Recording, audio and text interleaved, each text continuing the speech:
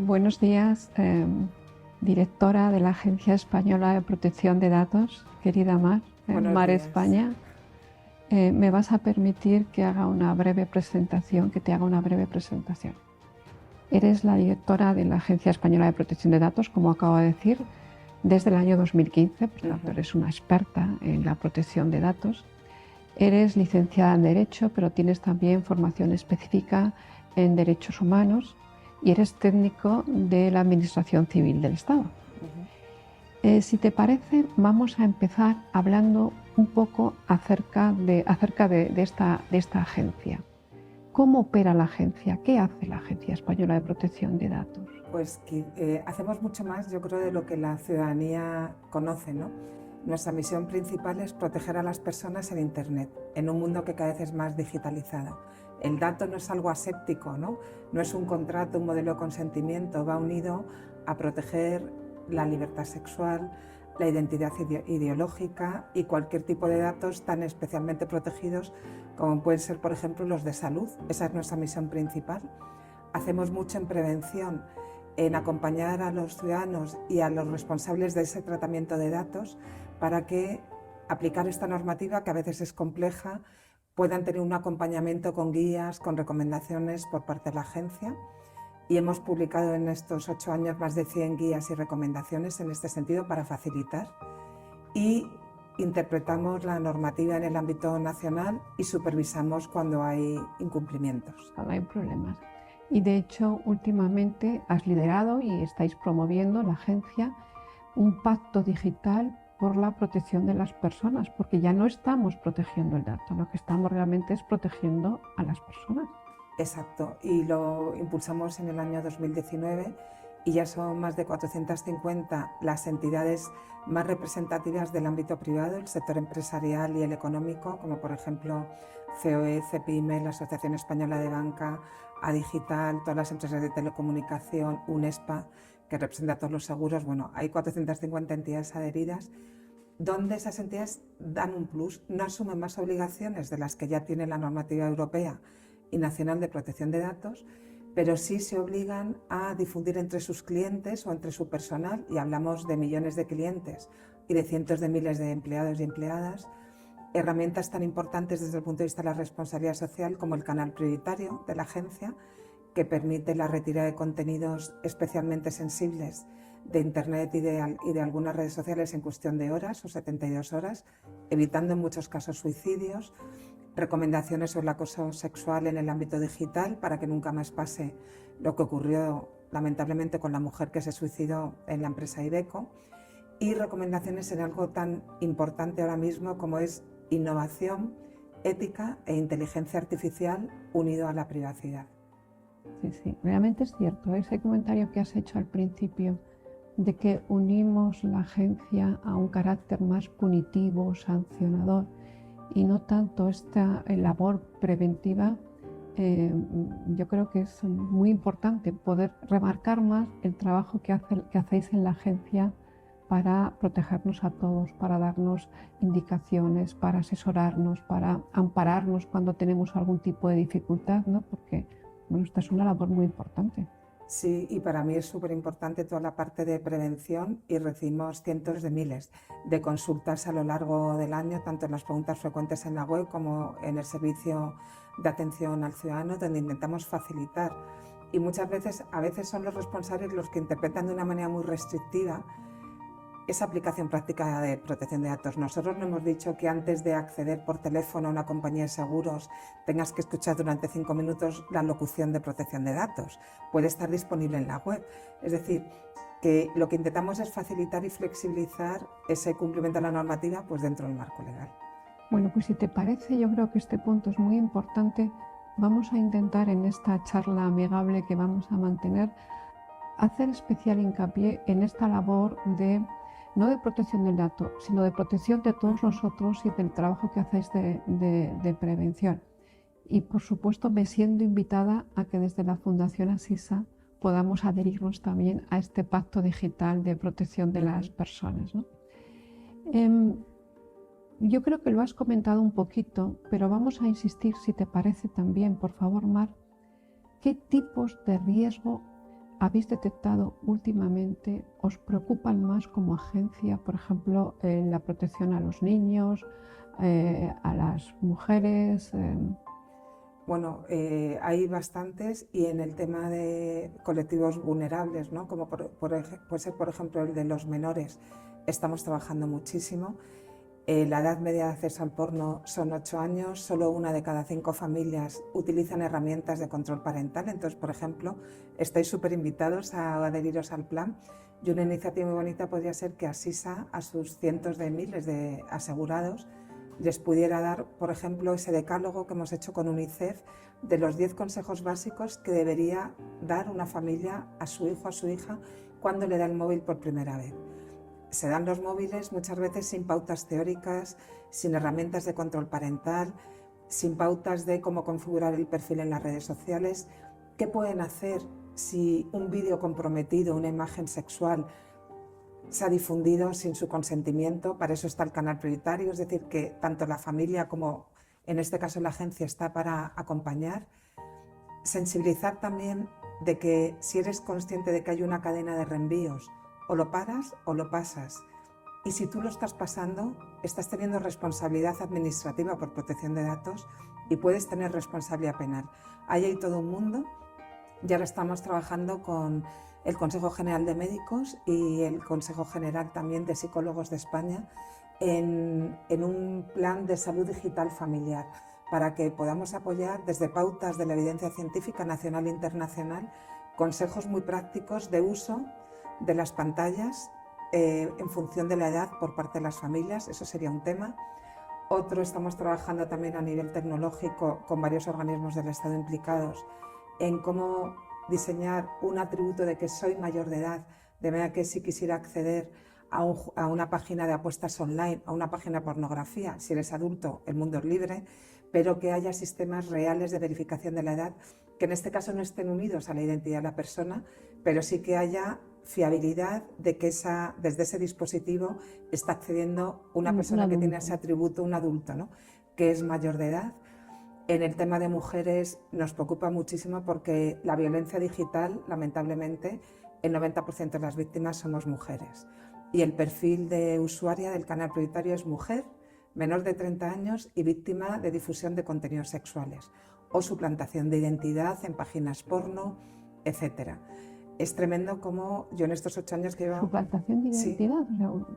Cogen, por ejemplo, nuestro perfil público de WhatsApp o de una red social y apareces en una página porno, a lo mejor con tus datos de contacto. Esto ha pasado y hemos conseguido la retirada de esos perfiles en páginas de pornografía establecidas incluso en otro país, ¿no? Tenemos un microsite de violencia para mujeres supervivientes. A mí me gusta más hablar de supervivencia que de victimismo, ¿no? Supervivientes a la violencia de género, para que tengan pautas y señales de si están siendo espiadas en sus dispositivos móviles por sus parejas. Estamos trabajando también con el colectivo de personas mayores que pueden ser víctimas de estafas, quizás por no tener esas mayores habilidades digitales, ¿no? Con más facilidad a lo mejor que una persona adulta, y el mundo de la protección es inabarcable, ¿no? Y el phishing, ¿no? Que se suplanta con una habilidad tremenda, ¿no? Jamás se pueden dar unas claves por teléfono, ¿no? A través de un mensaje. Eso es una regla de oro. Todavía un porcentaje muy importante de españoles que su contraseña es 1234.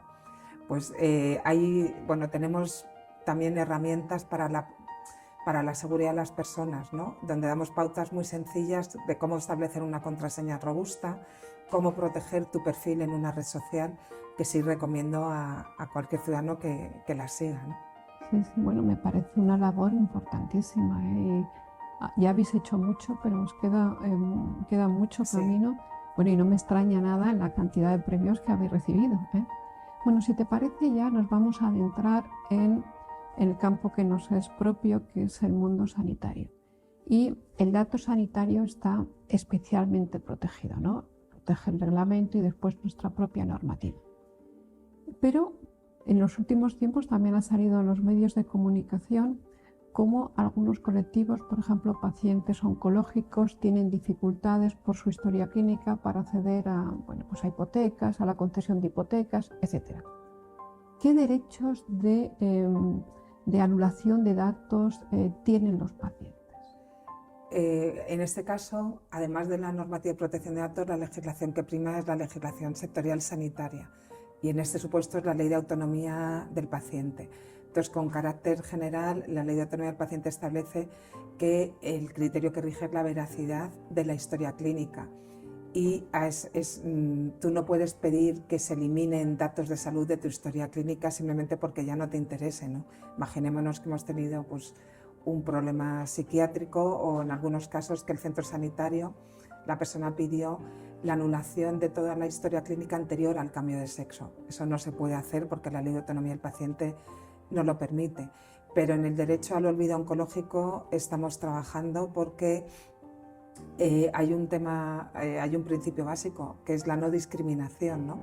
Entonces, no es obligatorio que para que se te pueda dar una hipoteca sea obligatorio tener un seguro de vida y en la legislación sectorial del seguro que hemos hablado con UNESPA no se puede establecer discriminación otra cosa y negar el seguro. Otra cosa es que se te ponga una prima superior, a lo mejor por tu historial, pero el Ministerio de Sanidad en este caso dice que a partir de 5 años desde el diagnóstico del cáncer que no haya recaído, tú estás técnicamente curada.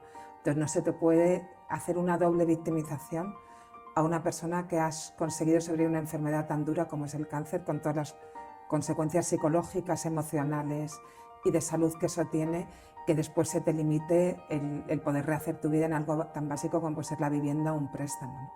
Es habitual tener ciertas dificultades con las familias, con los miembros de las familias de los pacientes o con el término que utiliza la legislación española de allegados, ¿no? Que no sabes muy bien hasta dónde llega ese concepto, ese término y concepto de allegados. ¿Qué nos puedes decir con respecto a esto? ¿Qué derechos tienen los miembros de las familias para acceder a los datos clínicos de sus familiares? O sea, la historia clínica es una historia personal y tú como usuario eres el único que, o sea, como persona física, ¿no? Que tienes derecho a acceder a tu propia historia clínica, pero tenías, por ejemplo, la limitación si el personal médico ha establecido anotaciones subjetivas o parte de tu historia clínica implicar a terceras personas, a esa parte de datos no accederías. Y los familiares de allegados solo pueden acceder en caso de fallecimiento, siempre y cuando el paciente, o sea, el fallecido, no lo haya prohibido expresamente. ¿Y hasta dónde llega el concepto de allegado? Pues eso habría que estar a la jurisprudencia, ¿no? Pues por ejemplo, pues una pareja de hecho que esté registrada, ahí sí que se podría demostrar que hay un vínculo, ¿no? Hay una relación familiar. Próxima. Ya, por ejemplo, intentarlo solicitar alegando una relación de amistad, pues podría haber una extralimitación, ¿no? Muy bien. Y llegamos ya a la tercera pata de acceso a la información clínica, que es el acceso por parte de los profesionales. Y en este punto también habéis tenido, bueno, pues iniciativas porque hemos podido ver el decálogo que ha publicado la agencia destinado a profesionales sanitarios y administrativos, ¿no? Vamos a hablar un poquito sobre esto, sobre las limitaciones que tienen los profesionales para acceder a la historia clínica, porque no es un acceso universal, ni muchísimo menos. Por supuesto que no. O sea, el dato de salud, a nadie nos gustaría que nuestro historial de salud lo conocieran muchas personas, ¿no? Es algo tremendamente íntimo, ¿no? Que además difundido, evidentemente a todos nos puede perjudicar. Entonces, el personal médico y sanitario solo puede acceder a la historia clínica nuestra si realmente lo necesita porque esté dentro de los fines asistenciales, es decir, porque seamos sus pacientes o porque esté investigando algo en relación con salud directamente relacionado con esto y tenga la habilitación legal. Si hay una extralimitación, como a veces ocurre, que personal médico y sanitario accede para conocer los datos de su expareja o de la amiga. Para cotillear. Sí, pero ese cotilleo te puede llevar a la cárcel. Entonces, aparte de tener una responsabilidad administrativa en materia de protección de datos, porque es un acceso indebido y una desviación de la finalidad, donde no hay una base jurídica que legitime ese acceso, puede suponer también una sanción para el hospital porque debe establecer perfiles de acceso y una trazabilidad. No todo el personal médico de todas las especialidades, o sea, ¿por qué el personal de oncología puede acceder a los datos del corazón, ¿no? O sea, tiene que haber limitaciones y puede haber también responsabilidad penal. Pues ya que estamos hablando de responsabilidades, vamos a adentrarnos en otro campo muy importante dentro de vuestras competencias, que es la seguridad, ¿no? Y en el mundo sanitario tenemos hospitales de diferente tipo y condición, de diferente tamaño, de diferente complejidad y por tanto de diferentes medios a su disposición pues, para adoptar diferentes medidas de seguridad, ¿no? Y hemos tenido recientemente un caso en el Hospital Clínic de Barcelona, han tenido serios problemas, incluso se han llegado a difundir en Internet profunda datos de pacientes, de profesionales. En relación a este caso concreto del Clínic, ¿qué nos puedes contar y qué a lo mejor pues, no nos puedes contar? Pues no os puedo contar nada porque en este caso la competencia es de la Autoridad Catalana de Protección de Datos porque el hospital es público. Hay 3 autoridades administrativas regionales que supervisan el tratamiento de datos del sector público en Andalucía, en Cataluña y en el País Vasco. Y aquí por respeto competencial esa quiebra de seguridad la está investigando la autoridad catalana. Sí que hemos tenido casos similares, estoy recordando ahora el caso de un hospital en Madrid donde se impidió, se paralizó el acceso a los datos por parte del hospital y durante un tiempo los profesionales médicos tuvieron que estar tomando los datos a mano y a lápiz porque temporalmente estuvo inhabilitado el sistema. Y estoy recordando también una quiebra de seguridad muy importante de una gran entidad privada de salud. A veces incluso se piden, ¿no?, chantajes económicos para poder restablecer el sistema. Normalmente estas quiebras de seguridad a veces son por ransomware, donde prácticamente lo que ha pasado es que no hay una separación entre los sistemas de información y las redes, o sea, no está diferenciada, o sea, están todos en bloque, la red de diagnóstico, la red administrativa, la red de la historia clínica, unida al sistema de información, con lo cual es muchísimo más fácil, en el momento que entras por una puerta, se te abren todas, ¿no? Y ahí, bueno, pues damos recomendaciones desde la agencia, tenemos también para que facilitar el análisis de riesgo a tanto al sistema público como al privado de salud, una herramienta de análisis de riesgo, una herramienta de evaluación de impacto, tenemos una guía para el tratamiento de datos en el ámbito sanitario. En la página web de la agencia, que es aepd.es, en áreas de actuación, hay un área específica que además hemos actualizado hace nada sobre salud y otro área sobre investigación e inteligencia artificial. La semana pasada tuvimos una reunión con expertos en materia de ética, investigación y salud, porque desde la agencia queremos facilitar la investigación biomédica y de hecho en la Ley Orgánica del 18 propusimos la disposición adicional 17ª para favorecer la investigación biomédica, por ejemplo, con datos pseudonimizados, permitiendo que si yo soy una paciente de cáncer de mama y he dado mi consentimiento, se pueda estudiar mis datos para finalidades compatibles, que antes era mucho más restrictivo, ¿no?, el criterio de interpretación. Es decir, queremos apoyar la investigación, pero que se haga con parámetros de seguridad, ¿no? Entonces, en este campo en concreto de la seguridad de los centros sanitarios, la agencia lanza una serie de recomendaciones, pero no están establecidos unos mínimos legales que deban de cumplir todos los centros sanitarios. Bueno, sí y no. Antes de que se aprobara y que el Reglamento General de Protección de Datos fuera directamente aplicable, los responsables en Europa estaban muy cómodos en el sentido de que, bueno, y en España, había un reglamento en 2007 que clasificaba los tratamientos en 3 clases, de riesgo básico, medio o alto. Y en función del riesgo tenías tu catálogo de medidas. Y era como muy sencillo, ¿no? El reglamento ha cambiado completamente el modelo porque ha establecido la responsabilidad proactiva basada en el análisis de riesgos y en la privacidad por defecto y desde el diseño de ese tratamiento de salud. ¿Qué ventaja supone para el responsable? Que es libre para aplicar las medidas técnicas organizativas y para analizar la base jurídica sobre la que tratar esos datos, pero al mismo tiempo no tiene ese acotamiento, ¿no?, tan seguro de tus medidas. Y de lo que debe de hacer. Estas. Tienes que hacer esto, eso no existe. Bueno, el artículo 32 del Reglamento General de Protección de Datos sí que da unas medidas mínimas de seguridad en cuanto a pseudonimización, trazabilidad, criterios de evaluación, y nosotros con las herramientas que hemos dado, por ejemplo, todas las herramientas de evaluación de impacto, damos ejemplos muy concretos de lo que se debería hacer. Y hay una cosa que está clara, ¿no? Un centro sanitario va a tener obligatoriamente que nombrar un delegado de protección de datos o una delegada que les asesore y obligatoriamente va a tener que realizar evaluaciones de impacto. Estamos hablando de datos de salud especialmente protegidos que además se tratan a gran escala. y sí que hay unas recomendaciones mínimas en relación con cómo realizar esas evaluaciones de impacto, que tenemos tanto la guía como esa herramienta informática con modelos para poderlo hacer. Si los hospitales son públicos, tienen que cumplir las medidas del Esquema Nacional de Seguridad, y si incluso con su análisis de riesgo, del análisis que han hecho, salen medidas mayores, prima esa mayor criticidad en función de los riesgos, ¿no? Y en el ámbito privado pues tienen que seguir medidas similares. Y posteriormente la agencia hace auditorías o no. Bueno, nosotros no llegaríamos si tenemos que auditar de manera individual cuántos centros de salud hay en España, cuántos centros están realizando inteligencia artificial.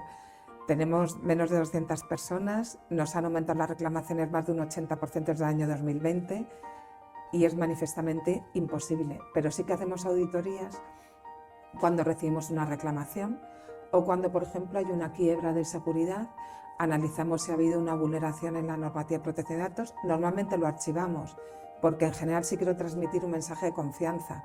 En general los centros sanitarios sí que se están tomando en serio el cumplimiento de la normativa de protección de datos y tienen medidas de seguridad. Todos somos vulnerables y somos susceptibles de un ataque, pero si tú has establecido la privacidad desde el diseño, vas a poder restablecer mucho antes el sistema porque tienes tus sistemas de información y tus redes compartimentadas, por ejemplo, ¿no? Si no lo has hecho, luego te va a ser mucho más complicado, ¿no? Acabamos de hablar de seguridad de las organizaciones, ¿no? Pero la seguridad también es una responsabilidad individual. Todos nosotros tenemos responsabilidades, pero claro, tenemos que aprender, ¿no? Quizá la agencia nos pueda hacer ver aquellas precauciones que debemos tomar a nivel individual, familiar, también como padres, como mujeres, lo hemos comentado al principio de nuestra charla. En este punto en concreto, la responsabilidad individual, ¿qué podemos hacer? ¿Qué nos aconsejas hacer? ¿Qué nos recomienda la agencia? Pues recomiendo seguridad desde el comienzo, ¿no? Y a veces parece que en el mundo digital no vemos los riesgos, ¿no? Pero, por ejemplo, todos cuando salimos de casa o del coche cerramos las puertas y cerramos con llave, ¿no? Y a veces por las contraseñas, nuestras pautas de comportamiento en el mundo digital, sobre todo por la gente joven, acepta a cualquiera como amigos, interactúa. Hay que tener, igual que no vamos dando nuestro DNI alegremente por la calle a cualquier persona a la que vemos, cuando empezamos a dar datos personales como tarjetas bancarias, DNI, hay que tener especial cuidado. Entonces tenemos unas recomendaciones sobre seguridad que lo podéis ver en la página web de la agencia, donde damos pautas para establecer la contraseña segura, para compras seguras en Internet, para evitar ser víctimas de estafa, eso con carácter general. Para los menores yo recomiendo a las familias que miren nuestro decálogo que hemos hecho con UNICEF, con pautas pedagógicas para dar herramientas de control parental, acompañar a los menores cuando se hacen su perfil social por primera vez, que sepan que en Internet pueden acabar, igual que tráfico, ¿no? Lanzaba esa campaña de tú solo con un cambio, antiguo CD, ¿no? Ahora ya es de otra manera, ¿no? Solo con un desvío de atención de un segundo puedes matar a alguien conduciendo. Navegando por Internet, un reenvío reflexivo de un segundo puede suponer el suicidio de esa persona, si estás reenviando datos especialmente sensibles o un ciberacoso muy grave. Entonces, hay que concienciar que en el mundo digital hay las mismas responsabilidades que en el mundo online, en el mundo real, vamos, en el mundo offline. Creo que para las familias en esta época tienen un reto tremendo, porque es verdad que estamos educando, ¿no?, a la primera generación de nativos digitales. Nosotros no nacimos con Internet y con las redes sociales, pero a mí también me gusta hacer un llamamiento. Ya no estamos hablando solo de protección de datos, estamos hablando de salud, estamos hablando de salud mental, estamos hablando de que las adicciones a las tecnologías, si no estableces normas de uso, si tú dejas que tu hijo duerma con el móvil en la habitación, va a llegar al colegio con horas de sueño, va a chatear por la noche y quien está chateando a las 2 de la madrugada seguramente no sea el perfil de persona responsable, con valores, etcétera, y se va a someter a mayores riesgos de comportamiento, de salud mental, y eso lo tenemos que verificar, ¿no? En Estados Unidos, las asociaciones que representan al sector educativo han denunciado a las grandes empresas de Internet, como pasó en su momento con las tabacaleras, por los graves daños en la salud mental que están suponiendo el uso desmedido, sin límite, de Internet y de las redes sociales por parte de la población. Entonces, las tecnologías están fenomenal, pero hay que establecer normas de uso como lo hacemos con todo en la vida, ¿no? Si tú te das un atracón de comida, eso te supone consecuencias. Si no comes, te mueres, pero si te das un atracón, te supone problemas en la salud. No, si cruzas a la acera de enfrente, Exacto. tienes que cumplir las normas de tráfico, lo que dice el semáforo, y esto que es una complejidad enorme. Tenemos la sensación de que vamos siempre por detrás, ¿no? Sí, la regulación siempre va a ir por detrás de la tecnología, y más cuando estamos hablando de utilización ya exponencial de la inteligencia artificial. Solo en Europa se está trabajando en 20 espacios de datos europeos, entre ellos los de salud. Pero por eso es más importante que nunca que las familias nos concienciemos, porque cuando se analicen desde la evidencia científica los daños que está produciendo este comportamiento sin límites, ¿no? Sin normas de uso, sin horarios, sin pautas, en la gente joven, quizás ya sea tarde. Estamos hablando de una de las etapas más importantes en el desarrollo neurológico y en el desarrollo de la personalidad, ¿no? Eso por parte de las personas y de las familias. Yo siempre le decía a mis hijos ya son mayores, digo, no subas nada a las redes o no te hagas, que no te gustaría que yo acabara viendo, que lo viera la abuela, porque a lo mejor es un criterio muy simple, muy sencillo, pero tu móvil lo puede hackear cualquiera, ¿no? Y al final puedes hacer daño no solo a ti mismo, ¿no? Sino que puedes acabar haciendo daño a los demás, y eso es algo muy grave también. Y luego para los profesionales, pues es sobre todo la concienciación. Yo pues me acuerdo de hace poco que estuve en unas jornadas de formación en el Hospital de la Paz. Tenemos reuniones sectoriales con los delegados de protección de datos del ámbito público en salud para ayudar mucho en la concienciación. Estamos trabajando también con los coordinadores de bienestar digital. En la Ley Orgánica de Protección a la Infancia y a la Adolescencia frente a la violencia conseguimos que se mencionara la agencia y el canal prioritario, pero todavía falta mucho por hacer. Y muchas veces, pues la última campaña, la que hemos hecho con UNICEF para las familias, ha tenido 300 millones de impacto.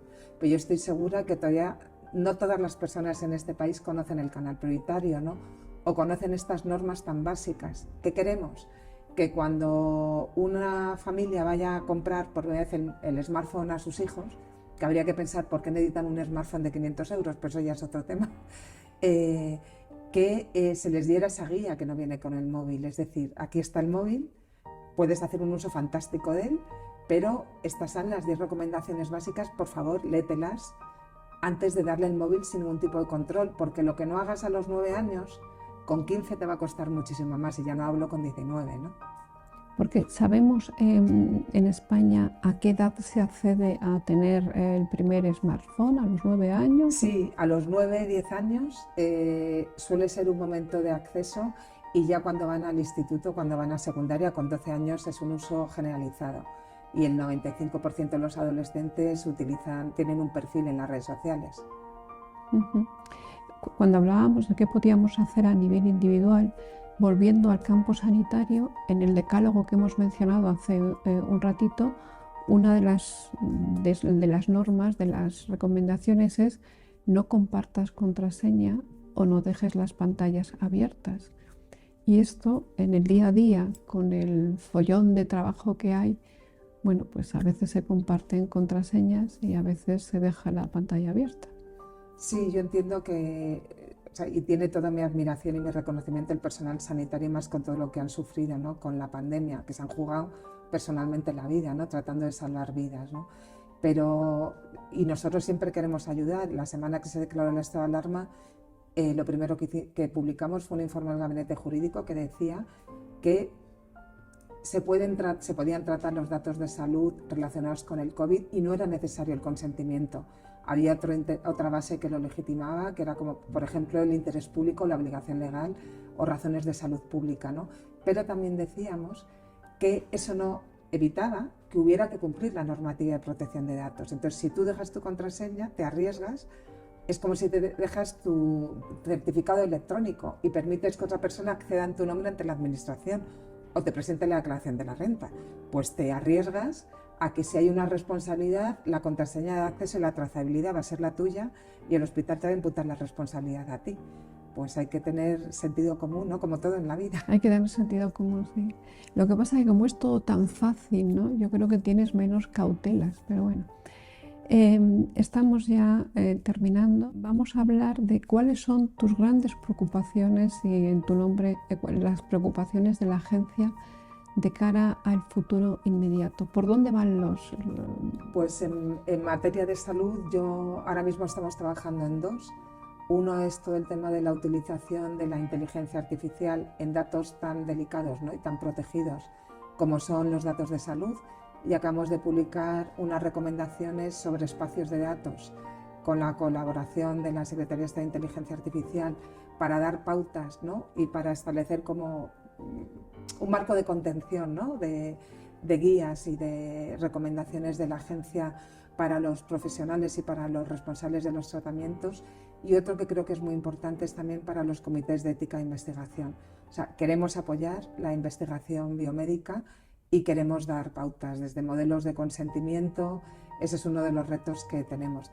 Lamentablemente no podemos ir tan rápido como nos gustaría porque estamos absolutamente también desbordados. Sí, es que es un campo absolutamente ingente, ¿no? O sea, es una labor espectacular la que estáis haciendo aquí. Nuevamente, Mar, enhorabuena y también muchas gracias por recibirnos, por acogernos en vuestra casa. Y bueno, pues ha sido un placer charlar con vosotros y contigo y aprender tanto. Bueno, muchas gracias, María, y gracias si la Fundación Asís se adhiere al Pacto Digital. Será un gran impulso para 2 millones de familias, así que súper agradecida. Bueno, pues cuenta con ello. Gracias, muchas gracias.